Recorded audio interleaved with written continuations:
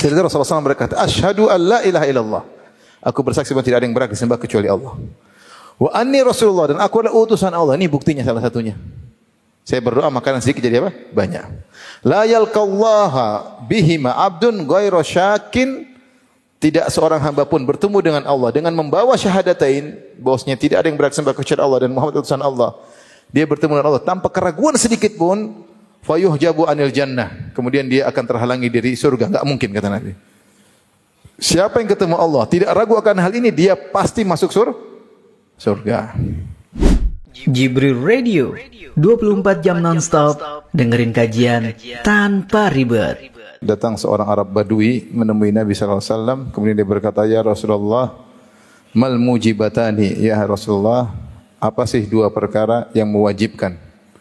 Dua perkara maksudnya perkara yang mewajibkan masuk surga dan perkara yang mewajibkan masuk neraka jahanam. Maka Nabi menjawab, "Man mata la yusyriku billahi syai'an dakhalal jannah."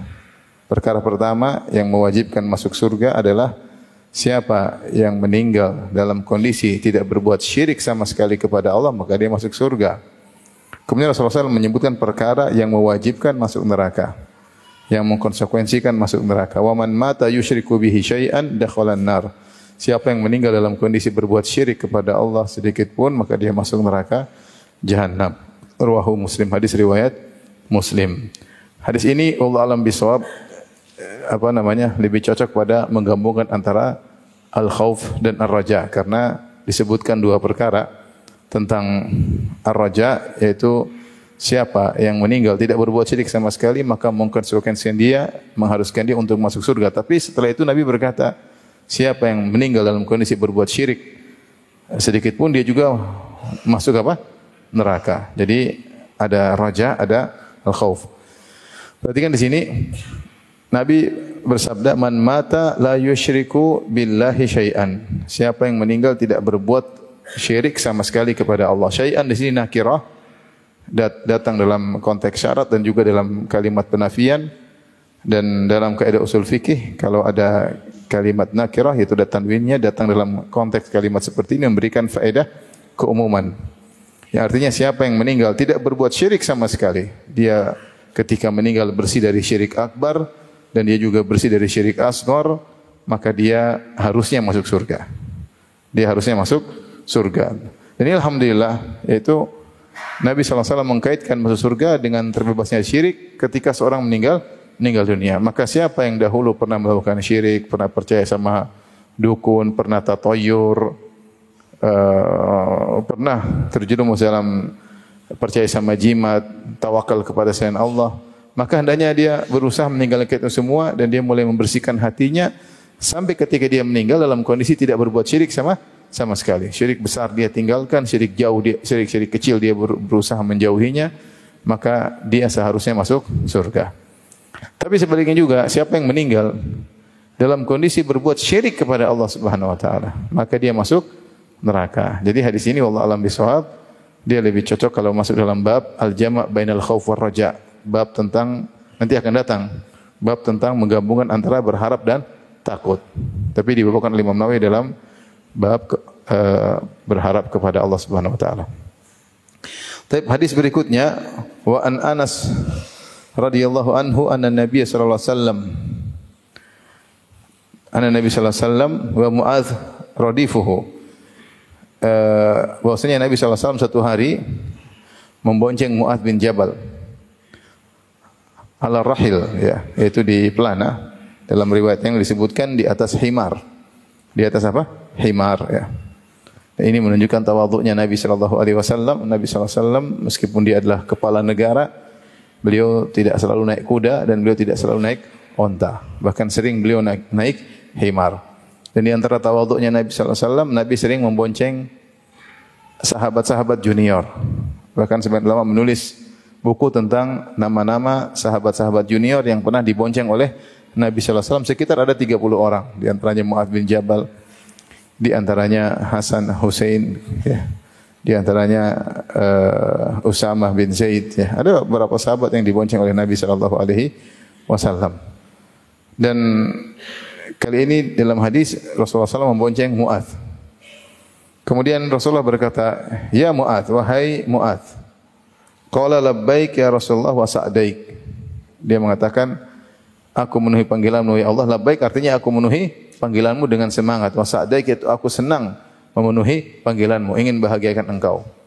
Oleh karenanya ketika orang bertalbiyah dalam umrah atau haji, mereka mengatakan labbaik Allahumma labbaik. Itu talbiyatan laka ba'da talbiyah. Yang kata para ulama, labbaik Allahumma labbaik itu aku memenuhi panggilanmu ya Allah dengan penuh semangat, bukan malas-malasan. Labbaik, labbaik itu mengatakan iya memenuhi panggilan tapi dengan semangat. Maka Mu'adz bin Jabal mengatakan labbaik ya Rasulullah, aku memenuhi panggilanmu ya Rasulullah wa sa'daik. Qala ya Mu'adz, Rasulullah berkata kembali lagi, wahai Mu'adz. Mu'adz menjawab lagi, labbaik ya Rasulullah wa sa'daik. Aku memenuhi panggilanmu, aku memenuhi panggilanmu ya Rasulullah dengan penuh semangat dan aku bahagia dengan memenuhi panggilanmu. Qala ya Mu'adz. Rasulullah panggil lagi 3 kali dan Mu'adz menjawab dengan jawaban yang sama. Salasan, 3 kali Nabi panggil. Ini menunjukkan Rasulullah SAW ingin menarik perhatian Mu'adz bin Jabal, sehingga seakan-akan ada sesuatu yang serius yang ingin Rasulullah sampaikan kepada Mu'adz. Sehingga Mu'adz dipanggil 3 kali, ya Mu'adz dan ya Mu'adz. Setiap kali Mu'adz dipanggil radhiyallahu anhu, beliau menjawab, labbaik ya Rasulullah wa sa'daik. Maka Rasulullah SAW berkata, ma min abdin yashhadu an la ilaha illallah. Tidak ada seorang hamba pun yang bersyahadah bahwasanya tidak ada yang berhak disembah kecuali Allah. Wa anna Muhammadan abduhu wa rasuluh. Dan bahwasanya Muhammad adalah hamba Allah dan Rasulnya. Sidqan min qalbihi, jujur, tulus dari hatinya, illa haramallahu 'alan nar, kecuali Allah akan mengharamkan dia masuk neraka. Ini kabar gembira. Siapa yang mengucapkan asyhadu an la ilaha illallah wa asyhadu anna Muhammadan abduhu wa rasuluh dengan tulus, benar-benar jujur mengakui akan keesaan Allah Subhanahu wa taala dan mengakui akan kerasulan Nabi Muhammad sallallahu alaihi wasallam, maka Allah akan haramkan neraka baginya. Mendengar ini Mu'adz berkata, ya Rasulullah, afala ukhbiru bihan nas fastabshiru. Ya Rasul, tidakkah aku menyampaikan kabar gembira ini kepada orang-orang sehingga mereka gembira? Qala idzan yattakilu. Kata Nabi, jangan, nanti kalau kau kabarkan mereka bersandar dengan yaitu takut, Rasulullah takut mereka salah paham. Ya. Kalau Mu'adz kemudian menyampaikan misalnya, siapa yang mengucapkan la ilaha illallah Muhammad Rasulullah, jujur dari hatinya, haram masuk neraka, semua orang yang mendengar menyangka kalau masuk surga cukup dengan mengucapkan apa? Asyhadu an la ilaha illallah wa asyhadu anna Muhammadar Rasulullah. Maka khawatir mereka salah paham. Maka Rasulullah mengatakan, tidak usah beritahu kepada mereka. Idzan yattakilu, nanti mereka bersandar dengan tauhid mereka. Padahal belum tentu tauhid mereka menyelamatkan mereka. Karena Rasulullah mempersyaratkan di situ, sidqan min qalbihi, tauhidnya harus tulus. Tauhidnya harus tulus, ya. Maka para ulama menjelaskan maksud hadis ini. Maka mereka berusaha menjelaskan tafsir hadis ini. Kata mereka, kenapa? Karena orang yang tauhidnya benar, sebagaimana para sahabat, pasti mereka takut melakukan maksiat. Dan mereka pasti semangat melakukan apa? Ketaatan. Kalau tauhidnya benar. Ya. Khawatir hadis seperti ini didengar oleh orang yang tauhidnya kurang dan dia merasa tauhidnya sudah benar. Sementara dia banyak bergelimang dalam kemaksiatan. Sehingga dia bersandar kepada kalimat tauhidnya, kemudian dia melakukan banyak kemaksiatan dan dia menyangka dia tetap haram masuk neraka jahanam. Ini ada yang mengatakan demikian. Maksud hadis ini siapa? Karena melihat kenyataan dari zaman para sahabat, para ulama, para tabi'in, ketika tauhid mereka matang dan kuat, benar-benar tulus dari hati mereka, justru mereka tawakalnya kepada Allah sangat tinggi, justru mereka sangat jauh dari apa? Maksiat, dan mereka sangat semangat untuk beribadah. Walhasil ada kisah seorang ustadz ketemu dengan murid lamanya, ya. Saya diceritain juga ya, ketemu dengan murid lamanya. Murid lamanya itu ketemu lagi udah nakal, kalau nggak salah tatoan, kalau nggak salah merokokan macam-macam lah. Ditegur, kok begini? Ya, yang penting tidak syirik Ustaz. Ya benar, yang penting tidak syirik, tapi bukan berarti kalau kita melakukan kemaksiatan yang lain berarti belum tentu apa? Harus selamat ya. Betapa banyak dalam hadis-hadis yang menunjukkan ahli tauhid juga masuk neraka jahanam. Ahli tauhid juga masuk neraka jahanam. Bahkan Rasulullah SAW menyebutkan ada yang salat juga masuk neraka, ada yang berhaji juga masuk neraka. Ada wanita-wanita yang tidak taat kepada suaminya masuk neraka. Ada hadisnya enggak? Ada. Rasulullah tidak mengatakan mereka orang musyrikin. Mereka orang bertauhid. Ya. Ada yang tidak bayar zakat masuk neraka. Mereka juga bertauhid. Tetapi tauhid mereka lemah. Makanya di sini Allah alam kenapa Rasulullah melarang Mu'adz untuk menyampaikan. Khawatir orang yang mendengar salah paham.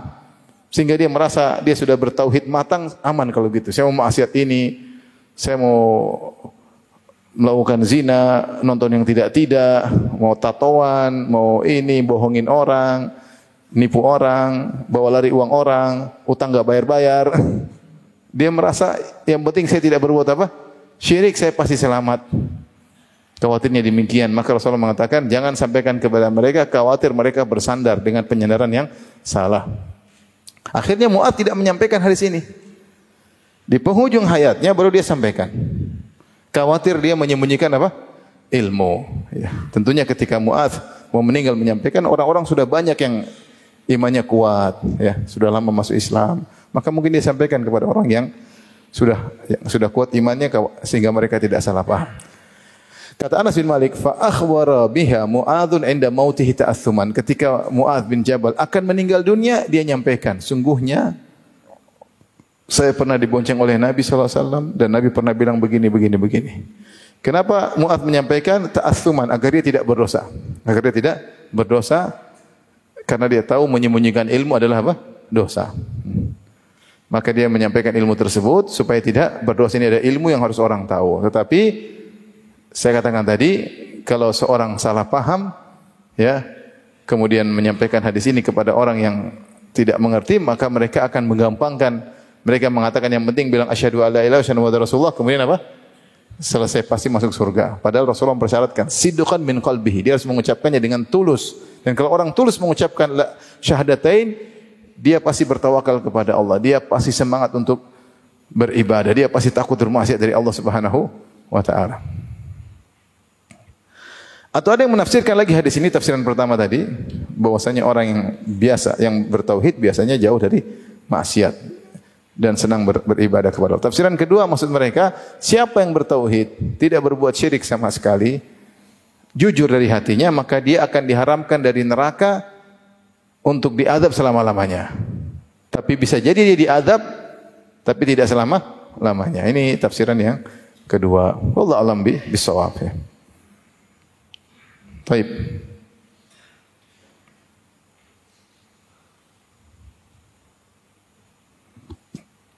Hadis berikutnya, wa an Itban bin Malik radhiyallahu anhu. Dari sahabat Itban bin Malik radhiyallahu anhu, huwa mimman syahida Badran, dan dia termasuk sahabat yang pernah ikut perang Badar. Dan sahabat-sahabat yang ikut perang Badar, mereka sahabat-sahabat termasuk yang termulia. Oleh karenanya kalau pernah ikut perang Badar dikatakan Al-Badri, fulan Al-Badri. Dia pernah ikut perang Badar. Sementara sahabat-sahabat yang lain yang mungkin ikut perang-perang yang lain seperti perang Uhud tidak dikatakan Uhudi. Yang ikut perang Khandaq tidak dikatakan Khandaqi. Ya. Yang ikut perang Hunain tidak dikatakan Hunaini. Tapi kalau ikut perang Badar disebut apa? Al-Badri. Kenapa? Karena perang Badar perang yang luar biasa yang Allah mengatakan Yaumul Furqan, hari pembeda antara hak dan batil.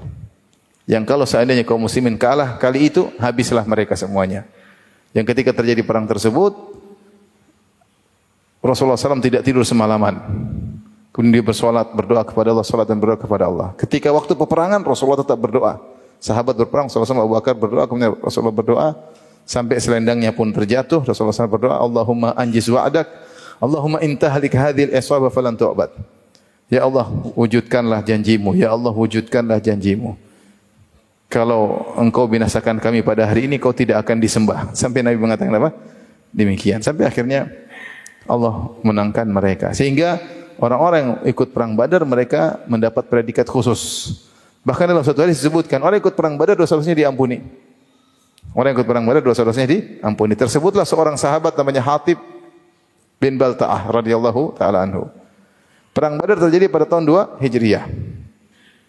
Kemudian Hatib bin Balta'ah atau Hatib bin Abi Balta'ah, saya lupa namanya, Hatib ya. Dia melakukan kesalahan maksiat pada tahun 8 Hijriah, itu 6 tahun kemudian. Ketika Rasulullah SAW berencana untuk memerangi kaum Quraisy dalam peristiwa Fatu Makkah, maka Hatib bin Abi Balta'ah menulis surat kepada koleganya atau kerabatnya di Mekah, kasih tahu bahwasanya Rasulullah SAW akan menyerang. Dia kirim melewati seorang wanita yang sudah tua untuk berjalan menuju Mekah. Akhirnya Jibril kasih tahu Nabi SAW bahwasanya Hatib menulis surat untuk dikirim ke keluarganya. Maka Rasulullah SAW menyuruh Ali bin Abi Thalib dengan seorang sahabat untuk mencegat wanita tersebut dan minta isi suratnya. Datanglah Ali bin Abi Thalib dengan seorang sahabat mencegat wanita tersebut. Kemudian mereka berkata, mana surat dari Hatib? Kata tersebut tidak ada. Kata Ali bin Abi Thalib, enggak mungkin. Rasulullah mengabarkan kau bawa surat. Enggak mungkin Rasulullah bohong. Mana suratnya? Enggak ada. Kau kasih atau saya buka bajumu semuanya. Katanya ini ada. Daripada ditelanjangin. Akhirnya kasih dan ternyata benar. Akhirnya bawa ke Nabi. Nabi mengatakan, ma hadza ya Hatib? Apa yang kau lakukan wahai Hatib? Kata Umar, da'ni adrib unukah. Ya Rasulullah, biarkan aku penggal kepalanya. Karena bahaya ini. Ini surat kalau sampai ke mereka bahaya. Karena mereka tahu rencana Nabi dan mereka bisa melakukan apa? Strategi dalam berperang, berbahaya. Rencana perang diketahui oleh musuh. Ini berbahaya bagi kaum muslimin. Akhirnya Hatib mengatakan, bukan begitu maksudku ya Rasulullah. Mungkin dia jelaskan, maksudnya bukan begitu. Jadi rupanya dia punya utang budi sama mereka. Dia ingin menyelamatkan, bukan untuk membongkar rahasia kaum muslimin, tapi ingin menyelamatkan kerabat ini. Karena dia dulu punya utang budi sama mereka. Dan dia belum sempat balas, maka dia ingin punya pamrih jasa kepada mereka. Tapi perbuatannya salah.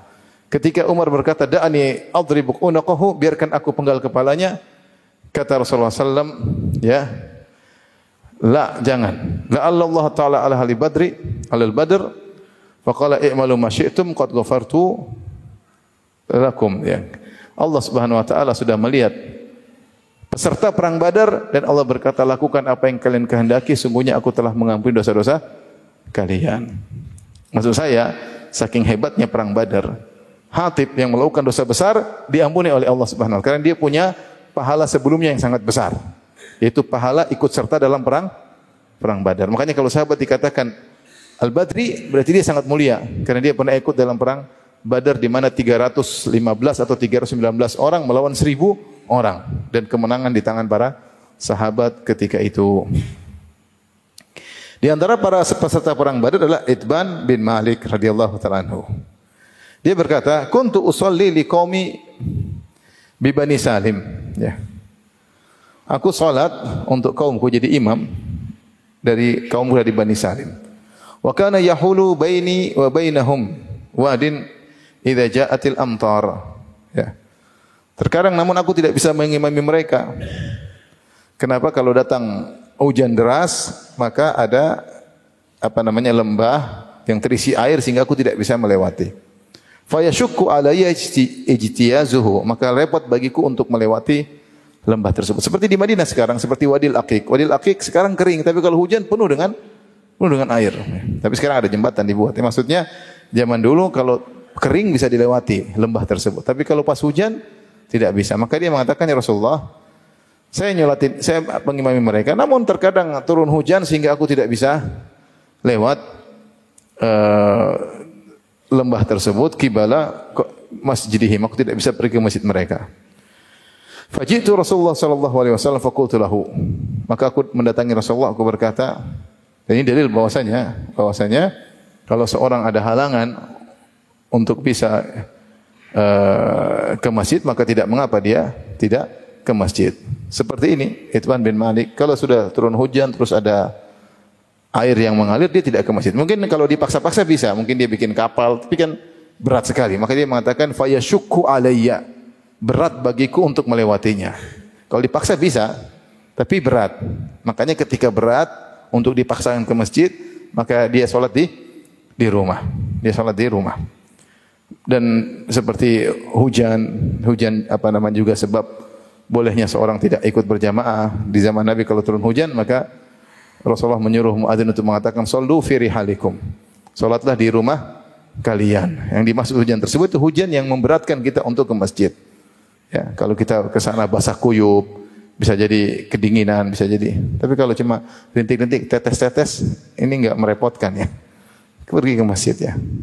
Pahalanya 27 kali kali lipat. Seperti juga angin kencang, sana angin kencang mungkin, atau rasa takut kalau keluar ada penjahat atau ada begal, jangan paksakan. Kalau ada kekhawatiran, ketakutan, tidak usah. Ya, demikian juga perlu mengatakan, misalnya menjaga hartanya, dia kalau pergi ke masjid ternyata ontanya dicuri atau ada barang yang dicuri, maka dia boleh apa?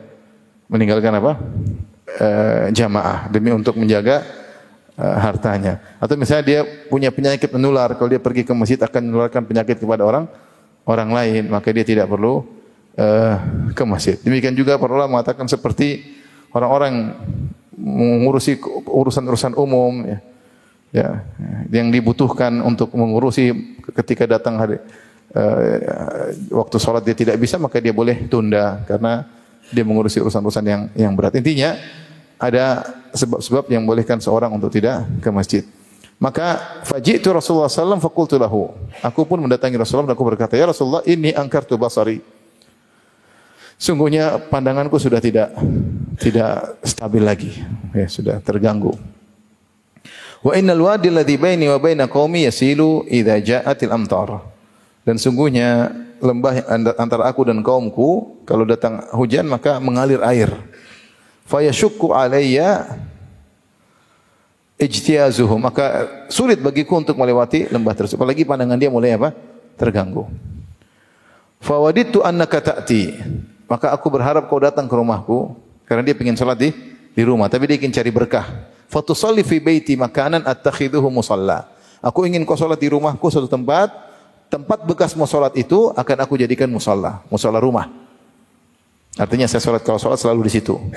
Boleh seorang misalnya punya rumah, dia bikin musala di pojok yang dia tidak rubah-rubah di situ, dia salat terus di situ, kalau zikir di situ, ya, salat malam di situ, dia menjadikan sebagian tempat di rumahnya sebagai apa? Musala. Maka kata Itban bin Malik tadi, kalau aku lagi kebetulan tidak bisa mengimami kaumku karena ada uzur, aku pingin salat di musala tersebut. Tapi musala ini hukumnya bukan seperti hukum masjid. Dan di zaman para sahabat, para wanita sering menjadikan disebut masjid baitihi atau masjid fi masjidil bait, masjid baitiha. Itu masjid rumahnya. Maksudnya lokasi salat di rumahnya. Ada lokasi khusus dijadikan tempat untuk salat. Meskipun dinamakan masjidul bait, masjid rumah, artinya lokasi dalam rumah dijadikan tempat salat, maka tapi hukumnya bukan hukum masjid. Tidak perlu tahiyatul masjid, tidak boleh iktikaf di situ. Ya, hukumnya bukan hukum masjid. Kalau junub juga boleh di situ. Ya, jadi bukan hukum masjid.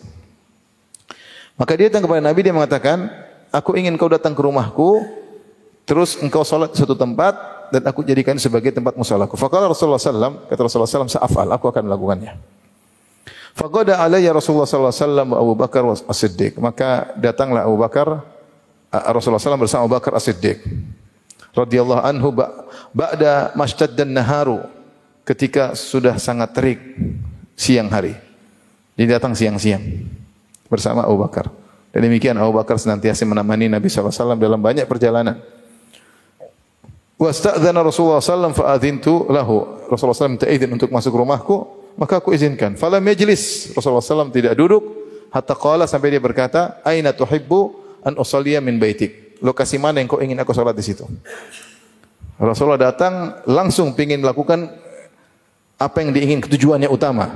Dan itu diantara sunnah, kalau kita ada keperluan harus bertemu dengan orang, tujuan utama dulu kita kerjain agar tidak terlupakan. Khawatir kalau kita lakukan yang lain-lain lagi, khawatir tujuan utama malah tidak terjalankan. Makanya Nabi SAW ketika sampai sampai rumahnya Itban radhiyallahu anhu, Rasulullah mengatakan langsung, belum minum teh, belum apa-apa, belum minum kopi, belum makan korma, belum makan apa, daerah mana yang kau ingin lokasi mana yang kau ingin aku salat di situ. Fa asyartu lahu ila al-makan alladhi uhibbu an usalliya fihi. Ya. Maka aku pun mengisyaratkan di sini suatu daerah aku ingin suka salat di situ. Jadi dia cari berkah biar Rasulullah salat situ, kemudian saya salat tempat tersebut. Faqama Rasulullah sallallahu alaihi wasallam fakabbara, maka Rasulullah SAW pun berdiri kemudian takbir, wa safafna wara'ahu. Kami pun bermakmum di belakang Nabi SAW. Fasalla raka'ataini, kemudian Rasulullah SAW salat 2 rakaat. Berjamaah atau tidak? Berjamaah atau tidak? Berjamaah. Ini salat wajib atau salat sunnah? Salat sunnah ya. Jadi hukum asal salat sunnah sendiri-sendiri. Namun sesekali berjamaah boleh. Sesekali salat duha berjamaah boleh, namun bukan terus-terusan. Ya, sesekali salat malam berjamaah boleh, namun bukan terus-terusan. Rasulullah SAW beberapa kali salat malam berjamaah. Yang terus-terusan misalnya salat tarawih sebulan penuh, itu sunnah. Tapi kalau selain bulan Ramadan maka seorang salat malam sendiri-sendiri. Namun sesekali berjamaah tidak jadi masalah. Seperti Rasulullah SAW pernah, Ibnu Abbas tahu-tahu salat ikut Nabi sallallahu alaihi wasallam. Contohnya lagi Hudzaifah pernah salat ikut Nabi sallallahu alaihi wasallam. Seperti ini Rasulullah SAW salat sunnah, kemudian Itban ikut bermakmum di belakang Nabi sallallahu alaihi wasallam. Tsumma sallama wa sallamna hina sallama. Kemudian Rasulullah SAW pun salam, selesai dari salat kami pun ucapkan salam ketika Rasulullah SAW mengucapkan salam. Fahabastuhu ala khaziratin tusna'u lahu. Maka aku tahan Nabi untuk makan itu tepung yang dicampur dengan minyak itu. Khazirah itu makanan, semacam makanan ringan untuk diberikan kepada Nabi sallallahu alaihi wasallam. Fasami ahlud dari anna Rasulullah sallallahu alaihi wasallam bi baiti ya. Fasaba rijalun minhum hatta kathura rijal. Orang-orang kampung dengar Rasulullah SAW ada di rumahku, maka mereka pun datang dengan segera sampai kathura rijal fil bait. Maka banyak orang di rumah. Ini dicerita. Faqama rajulun, tiba-tiba ada seorang di antara hadirin yang datang ramai-ramai ke rumah berkata, nyeletuk, "Ma fa'ala Malik la arahu." Mana si Malik? Aku tidak melihat. Kok enggak ikut hadir di sini? Ini Rasulullah datang kok dia tidak ikut, kan harusnya ramai, orang ramai di kampung kecil itu harusnya orang ramai. Faqala rajulun, ada yang berkata, "Dzalika munafiqun la yuhibbullah wa rasul." Orang ini ada satu lagi yang mengomentari, si Malik itu orang munafik, makanya tidak ke sini. Dia tidak mencintai Allah dan Rasulnya.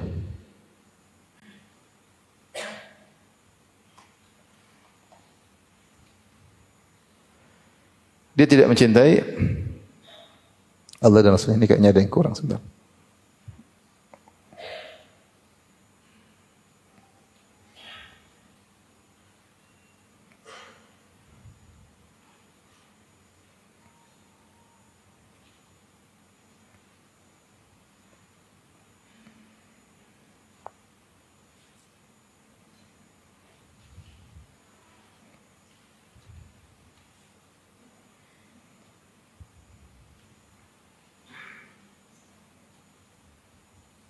Bentar ya. Terus saya baca dari PDF sini, bentar. Ada yang saya ragu lafalnya. Coba di sini.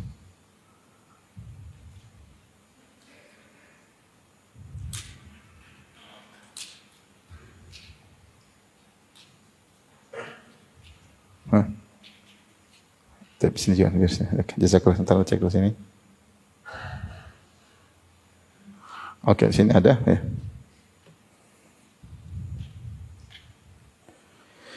Jadi orang-orang pada kumpul, kemudian ada yang berkata, Malik, ya, munafikun la yuhibbullah wa rasulah. Ini di Syamilah, tadi saya baca dari Syamilah, ada yang lafal yang kurang. Maka ada yang berkomentar, si Malik itu munafik, tidak cinta kepada Allah Rasulnya, maka dia tidak hadir. Faqala Rasulullah SAW, la taqul dzalik. Kata Nabi SAW, jangan kau ucapkan demikian. Ala tarahu qala la ilaha illallah. Jangan kau bilang dia munafik. Jadi Rasulullah tegur ketika dia bilang si Malik munafik. Maka Rasulullah SAW tegur. Rasulullah berdalil, kata Rasulullah SAW, tidakkah kau lihat dia mengucapkan la ilaha illallah? Ya betagi bidzalika wajah Allah Ta'ala. Bukankah kau lihat dia mengucapkan la ilaha illallah yang dia ikhlas mengharap wajah Allah ketika mengucapkannya? Orang ini ngeyel. Faqala Allah wa rasuluhu alam. Orang ini berkata Allah alam. Orang ini berkata wallahu a'lam.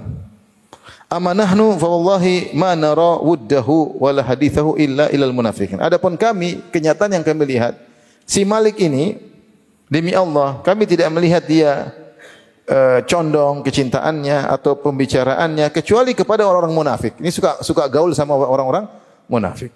Jadi si Malik ini suka gaul sama orang munafik. Kayaknya condong sama orang munafikin. Faqala Rasulullah sallallahu alaihi wasallam, Rasulullah SAW bela lagi. Jadi orang ini kenapa dia tetap menyerang Malik? Karena dia Malik ini sering gaul sama orang apa? Munafikin. Tapi Rasulullah SAW bela lagi. Artinya bukan berarti kalau dia ngobrol sama orang munafikin kemudian otomatis apa? Munafik. Kata Rasulullah SAW, fa inna Allah harrama 'alan nari man qala la ilaha illallah yabtaghi bidzalika wajh Allah. Sungguhnya Allah mengharamkan kepada neraka orang yang mengucapkan la ilaha illallah yabtaghi bidzalika wajh Allah, yang ikhlas karena Allah Subhanahu wa ta'ala, mencari wajah Allah, maka Allah tidak akan masukkan dalam neraka Jahannam. Nah, hadis ini juga di antara hadis-hadis yang memberi harapan yang sangat besar kepada seorang yang mengucapkan la ilaha illallah dengan ikhlas. Dengan ikhlas. Karena Rasulullah SAW membela Malik dan mengatakan dia mengucapkan la ilaha illallah dengan ikhlas. Sungguhnya Allah mengharamkan neraka bagi orang yang mengucapkan la ilaha illallah dengan apa? Ikhlas. Kalau kita baca hadis ini, kita semua sangat berharap. Mudah-mudahan kita mengucapkan la ilaha illallah dengan apa? Ikhlas ya. Kayaknya masuk surga mudah banget ya.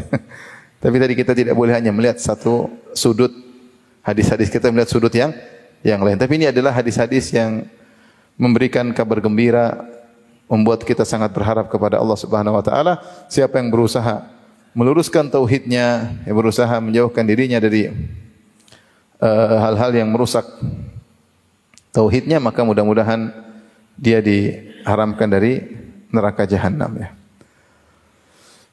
Taib. Kita lanjutkan hadis berikutnya. Tadi hadis panjang tadi intinya cuma tadi ya, Rasulullah membela orang yang suka gaul sama orang-orang munafik. Karena Rasulullah tahu dia mengucapkan la ilaha illallah dengan apa? Ikhlas ya. Bosnya dia ngobrol sama orang munafik bukan berarti dia orang munafik. Dia ikhlas, dan kalau orang ikhlas diharamkan oleh Allah masuk neraka Jahannam. Oleh karenanya ikhwan dan akhwat yang dirahmati Allah Subhanahu wa taala, seorang berusaha terus meluruskan niatnya, dan untuk membuat ikhlas ini semakin kuat butuh perjuangan. Dia harus senantiasa meneliti gerak-gerik apa? Hatinya. Betapa banyak amalan kita lakukan ternyata tidak ikhlas karena Allah, tapi sekedar ingin dipuji, ingin diakui, ingin dihormati, ya, ingin disanjung, ya. Mungkin karena ingin dunia, banyak hal yang faktor yang merusak niat kita. Ini perlu perjuangan. Perlu perjuangan sampai ketika kita meninggal, kita berharap di saat hati kita benar-benar ikhlas kepada Allah, tidak ada duniawi sedikit pun yang kita inginkan dari amal saleh yang kita lakukan. Hadis berikutnya, wa Nabi Hurairah radhiyallahu ta'ala anhu wa Abi Sa'id Al-Khudri syakkar rawi wa la yadhurru asyakku fi aini sahabi li'annahum kulluhum udul. Perawi berkata dari Abu Hurairah radhiyallahu anhu atau dari Abu Sa'id Al-Khudri. Perawi ragu. Apakah Abu Sa'id Al-Khudri ataukah Abu Hurairah? Tetapi dikatakan di sini, mungkin ini perkataan Imam Nawawi atau perkataan ulama, tidak ada mudarat akan keraguan siapakah sahabat yang dimaksud. Apakah Abu Hurairah atau Abu Sa'id Al-Khudri, tidak ada masalah. Karena sahabat semuanya adil, semuanya terpercaya, semuanya thiqah. Mau sahabat yang dimaksud adalah Abu Hurairah atau yang dimaksud adalah Abu Sa'id Al-Khudri, hadis tetap sahih. Paham? Karena para sahabat semuanya terpercaya. Allah telah memuji mereka dalam Al-Quran, Nabi telah memuji mereka dalam hadis-hadis. Jadi para sahabat tidak dibahas. Kalau sudah tahu ini sahabat, pasti thiqah. Para ulama baru bahas kalau tabi'in. Karena tabi'in tidak semuanya thiqah. Di zaman tabi'in, bid'ah sudah semakin kuat, ada kebohongan mulai tersebar, maka perlu diperiksa. Ada tabi'in yang thiqah, ada tabi'in yang dhaif. Tapi kalau sahabat, diketahui dia sahabat, dengan syarat sebagai sahabat, menemui Nabi SAW dalam kondisi beriman dan meninggal dalam kondisi beriman, maka dia sahabat. Dia sempat melihat apa? Nabi SAW. Sampai dalam suatu biografi seorang ulama, dia ingin ketemu Nabi SAW. Dia berjalan, ternyata sudah dekat dengan kota Madinah, Nabi sudah meninggal. Sehingga dia tidak sempat bertemu dengan Nabi dalam kondisi hidup. Ya. Sampai ketika disebutkan biografinya dikatakan hampir jadi sahabat. Hampir jadi apa? Sahabat. Namun tidak sempat, Nabi sudah meninggal dunia. Jadi orang jadi sahabat itu orang yang mulia. Ada kemuliaan khusus yang Allah berikan karena dia sudah melihat Nabi SAW dan dia beriman kepada Nabi. Karena tidak semua orang melihat Nabi kemudian beriman. Betapa banyak orang munafik yang tidak beriman. Sudah lihat Nabi, sudah dengar ceramahnya, tidak beriman. Lihatlah orang-orang Quraisy yang cerdas-cerdas, Abu Jahal, Abu Lahab, itu orang pintar-pintar. Al-Walid bin Mughirah orang pintar. Sudah melihat Nabi langsung tapi tidak beriman. Datang dalam dua asar, saya dapatkan adalah asar Hudzaifah dan asar Al-Miqdad, yang ada yang kemudian memuji, mengatakan sungguh bahagia dua mata yang bisa melihat Nabi SAW. Kalau nggak salah Al-Miqdad, sungguh terpuji dua mata yang sudah melihat siapa? Nabi. Artinya seandainya kami bisa melihat Nabi, maka sahabat tersebut menegur, kau jangan bilang begitu. Tidak semua yang melihat Nabi itu apa? Beriman. Banyak yang melihat Nabi justru tidak apa? Beriman. Artinya kita bilang, coba kalau saya jadi sahabat, tinggal. Belum tentu ente kalau hidup di zaman Nabi mungkin jadi pengikut Abu Jahal. Belum tentu.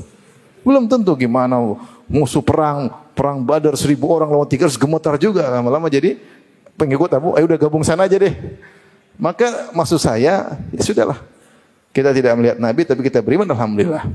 Jangan sampai seorang mengatakan, coba kalau saya lihat Nabi, saya akan belum tentu. Ya, belum tentu. Hudzaifah juga mengucapkan perkataan, saya dapat dua sahabat yang menegur akan hal ini. Hudzaifah juga menceritakan hal ini ketika perang Khandaq, ketika semua dalam ketakutan, Rasulullah mengatakan, siapa yang mau pergi ke markas musuh untuk ngecek? Ngeri. Jadi suruh keluar dari pasukan markas Nabi, kemudian pergi ke tempat lokasi musuh untuk cek kondisi mereka. Enggak ada yang berani berdiri ketika itu, enggak ada yang berani berdiri. Siapa? Enggak ada yang berani. Sampai akhirnya Rasul mengatakan, ya Hudzaifah Hudzaifah bangun. Sana. Artinya tidak serta-merta kemudian kalau kita tinggal di zaman Nabi, lihat Nabi, kemudian kita beriman. Ada beberapa kemungkinan. Pertama, jadi pengikut Abu Jahal. Yang kedua, jadi pengikut Abdullah bin Ubay bin Salul. Yang ketiga, kabur tinggal sama Romawi atau tinggal sama Persia. Banyak kemungkinan. Sahabat mereka sudah orang yang terpilih. Makanya status mereka semuanya thiqah. Pokoknya dia sudah terbukti sahabat, dia meriwayatkan hadis, kita percaya. Tapi kalau tabi'in enggak, karena tabi'in tidak pernah lihat siapa? Nabi. Tabi'in melihat sahabat. Maka tabi'in tingkatnya berbeda-beda. Ada yang thiqah, ada yang dhaif. Makanya di sini dikatakan wala yadhurru syakku fi aini sahabi, maka tidak mengapa, tidak ada kemudaratan tentang siapakah sahabat yang sungguhnya dalam hadis ini. Apakah Abu Hurairah atau Abu Sa'id Al-Khudri? Li'annahum kulluhum udul, karena mereka seluruhnya adalah terpercaya. Maka salah seorang dari kedua orang ini, apakah Abu Hurairah atau Abu Sa'id Al-Khudri, berkata, meriwayatkan hadis, lamma kana ghazwatu Tabuk.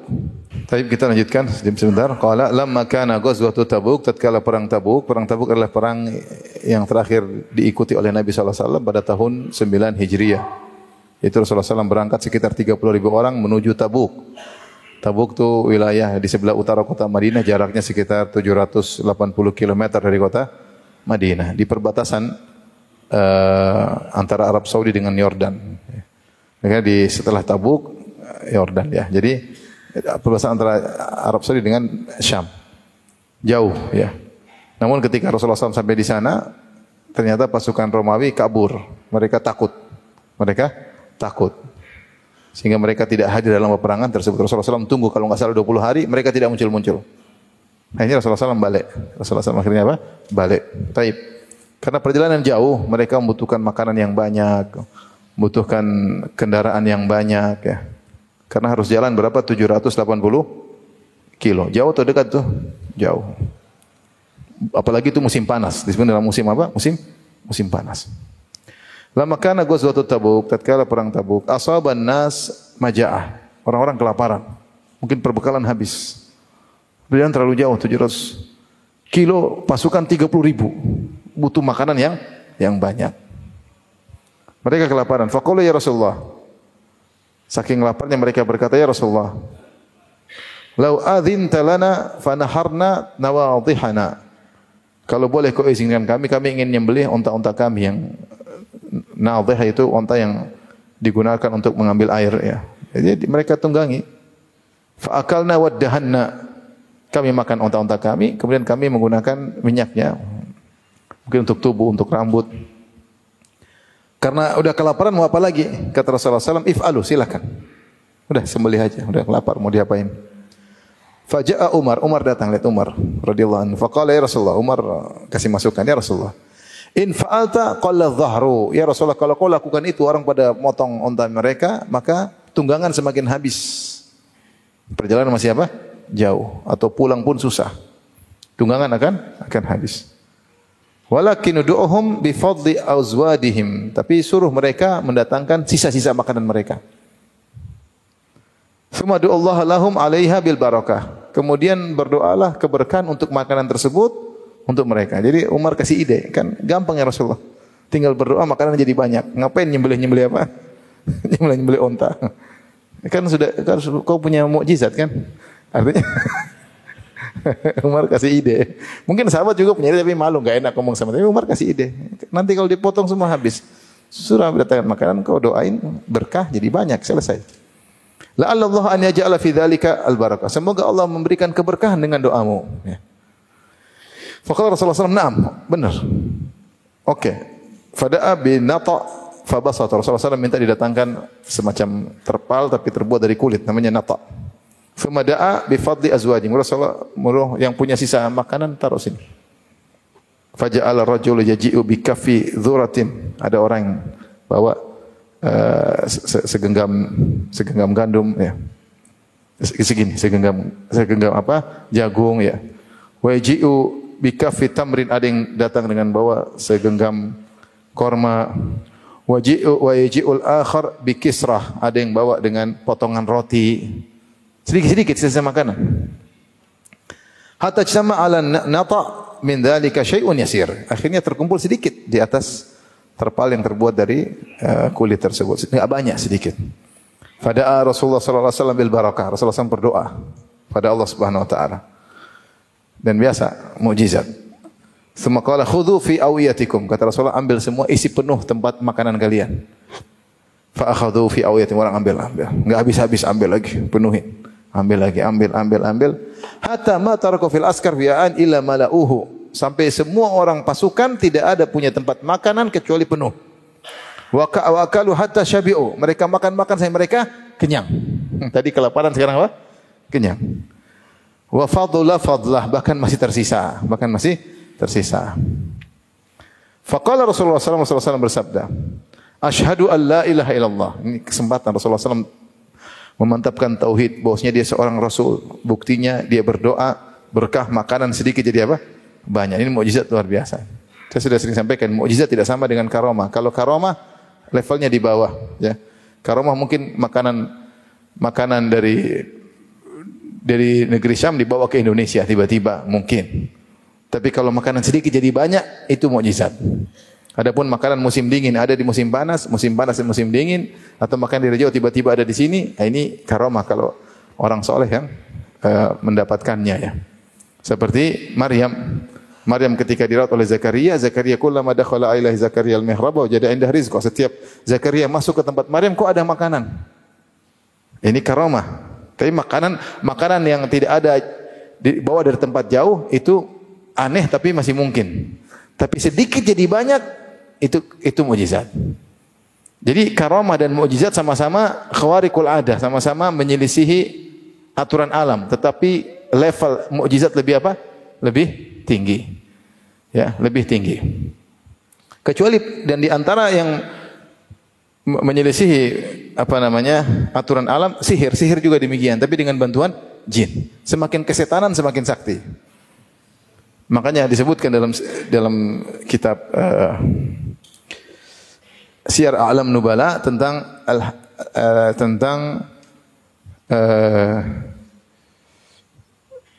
seorang yang mengaku sebagai Tuhan ya. Dia mengaku sebagai Tuhan, dia mengatakan bahwasanya Al-Hallaj. Bahwasanya di balik jubahku ada Allah, kata dia. Dan dia punya kesaktian sampai dia tawarkan kepada orang-orang, "Kau mau apa? Saya akan berikan." Saya datang kepada seorang alim. Orang alim sudah tua. "Kau mau apa? Saya akan kabulkan." Kata orang alim tersebut, "Saya pingin muda lagi. Saya pingin muda lagi, rambut saya yang botak pingin tumbuh lagi." Kata Al-Hallaj, yang aku sebagai Tuhan, kalau itu saya enggak bisa. Terkadang dia tiba-tiba bawa makan buah apel. Dia lagi sama teman-temannya, lagi murid-muridnya, di musim kemarau tiba-tiba ada apel. Ini mungkin atau tidak? Mungkin jinnya ngambil apel malang terus bawa ke Hallaj mungkin. Cepat seret-seret. Dia tiba-tiba ada apel. Dia bilang, murid-muridku, ini apel saya ambil dari surga. Masya Allah. Dari mana? Surga. Dia bukan bilang dari Malang, tapi dari mana? Surga. Sebagian murid percaya, sebagian lagi makan. Wahai Sayyidi, wahai Tuanku, kenapa dari surga? Kok ada ulatnya? Rupanya ada apel yang betul ada ulatnya. Jin waktu ngambil tidak milih-milih. Kok ada ulatnya? Kata Hallaj, sebenarnya tidak ada ulatnya dari surga. Cuma pas proses ke sini, mungkin kena polusi, sehingga ada ulatnya. Tapi intinya, kalau karomah itu adalah keajaiban, sihir juga keajaiban. Tapi kalau sihir sebabnya setan, karomah sebabnya ketakwaan, tapi levelnya masih di bawah, mukjizat tinggi. Makanan sedikit jadi banyak. Sayyidina Rasulullah SAW berkata, Asyhadu an la ilaha illallah. Aku bersaksi bahwa tidak ada yang berhak disembah kecuali Allah. Wa anni Rasulullah, dan aku adalah utusan Allah. Ini buktinya salah satunya. Saya berdoa makanan sedikit jadi apa? Banyak. La yalqallaha bihima abdun ghairu syakin. Tidak seorang hamba pun bertemu dengan Allah dengan membawa syahadatain, bahwasanya tidak ada yang berhak disembah kecuali Allah dan Muhammad utusan Allah. Dia bertemu dengan Allah tanpa keraguan sedikit pun, fayuhjabu anil jannah. Kemudian dia akan terhalangi dari surga. Enggak mungkin kata Nabi. Siapa yang ketemu Allah tidak ragu akan hal ini, dia pasti masuk surga. Ini roja. Hadis ini memberikan kita harapan. Jika seorang yakin dengan syahadatain, insyaallah dia masuk apa? Surga. Tapi kalau kita dari hadis-hadis yang sudah kita bahas pada pertemuan lalu sampai sekarang, intinya bahwasanya tidak sekedar mengucapkan syahadatain masuk surga. Rasulullah kasih syarat-syarat. Di antaranya tadi, tidak boleh apa? Ragu. Di antaranya sidq, dengan jujur dan tulus ketika mau mengucapkannya. Di antaranya yabtighi biha wajh Allah. Harus ikhlas. Sehingga tidak semua yang mengucapkan la ilaha illallah pasti masuk surga. Tidak. Tapi la ilaha illallah tersebut harus terpenuhi syarat-syaratnya. Di antaranya tadi tidak boleh ragu. Di antaranya tadi tulus ketika mengucapkannya, bukan bohong-bohongan, jujur. Di antaranya ikhlas kepada Allah. Makanya dikatakan, bukankah la ilaha illallah kunci masuk surga? Kata sebagian ulama, iya benar. Kunci masuk surga la ilaha illallah, tapi setiap kunci ada giginya. Giginya harus ada. Kalau giginya ompong, tidak bisa buka apa? Kunci surga. La ilaha illallah memang kunci masuk surga, tapi ada syarat-syaratnya. Di antaranya tidak boleh syirik, di antaranya tidak harus ikhlas, di antaranya tidak boleh ragu, di antaranya harus jujur. Makanya para ulama menulis tentang syarat la ilaha illallah, mereka sebutkan. Karena mereka ngambil dari hadis-hadis seperti ini. Sampai sini saja sudah bel tadi. Kita lanjutkan insyaallah pertemuan berikutnya. Kurang lebih mohon maaf. Wabillahi taufiq. Assalamualaikum warahmatullahi wabarakatuh.